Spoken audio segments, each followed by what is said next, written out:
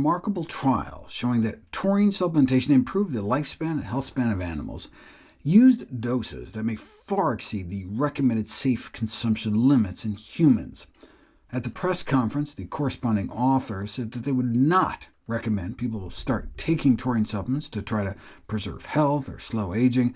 Not only do we have no human studies showing that kind of benefit, we don't even know what the potential risks are since we don't have large long-term human safety trials.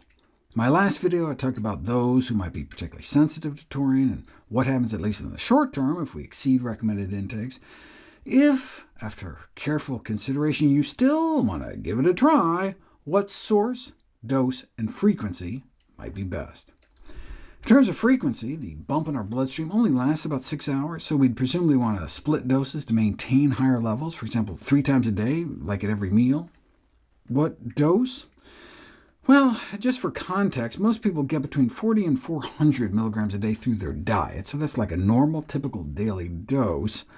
If our goal is to restore youthful levels, we'd want to bump our levels up from around the 50 micromole range to maybe the 100 or 200 range.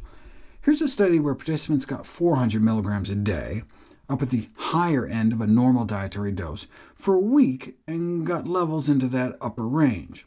Here, a 2-gram daily dose also pushed levels into that target range, but unfortunately, studies are all over the place. Here's a good illustration of why using a blood target level doesn't work.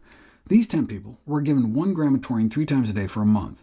First of all, see how they started all over the place, from 18 to more than 600, and after a month, most of the levels went up, but sometimes they actually went down. And this measured levels in the plasma or serum, the liquid part of the blood.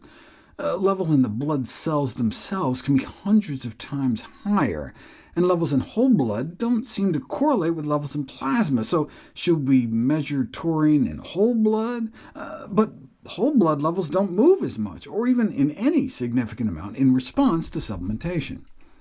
In this study, researchers gave people 1.66 grams twice a day, shooting up plasma levels to 1,000, yet at the end of the week there was no change in levels in the muscle, based on muscle biopsies. The body didn't seem to care what was happening in the blood, it kept the tissue levels stable. In contrast, when rats are given taurine, the levels of taurine in their muscles go up. So maybe taurine is like the NAD booster debacle? You can rewatch my webinar for a recap, but remember how NAD also declined with age, and a restoration of youthful levels with supplements caused all these amazing benefits in lab animals, so a gazillion-dollar NAD supplement industry was born? But when finally put to the test in people, they totally flopped. And no wonder. In rodents, these supplements actually boosted NAD levels in their tissues, but we're not rodents, and the supplements all failed to raise levels in our muscles.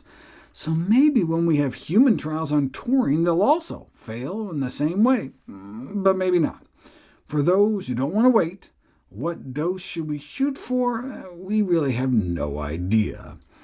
But from all the human trials that have been done, the most commonly used dose in the blood pressure lowering trials, which is probably the best demonstrated benefit, that also best lowers oxidative stress and inflammation, about 1.5 grams a day. So that would be 500 milligrams 3 times a day. OK, that's the dose and the frequency, but what's the best source? That's what I'll cover next.